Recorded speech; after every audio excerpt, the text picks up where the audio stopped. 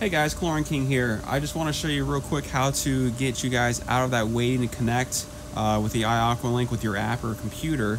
It can be terribly frustrating, especially if the transceiver is connected to the Wi-Fi and is still happening. There's three situations where that could happen. The first one is wires could be loose where the transceiver comm wire plugs into the board, or the connector could have come loose itself, or in extreme cases, if you forgot to back out of something properly or you forgot to save something, it could put it in that boot loop that I'm talking about. So let's go ahead and show you how to get yourself out of that.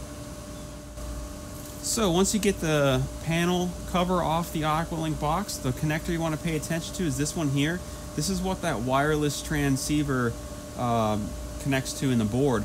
So the first thing you want to look for, any loose wires. None of these are loose, so all that you need to do really is just pull this out,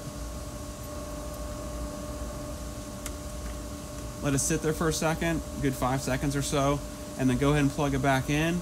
And then from there you should be able to have your phone connect to your automation or your computer again and not have that continuous boot loop. So that is how you fix the waiting to connect with the iAqualink.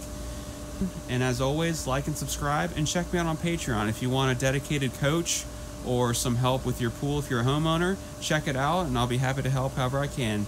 Take care and have a great day. Don't forget to check out my friend Robert's YouTube channel, Clean Pool and Spa. Full of great information will surely help you take care of your pool. Link is below in the description.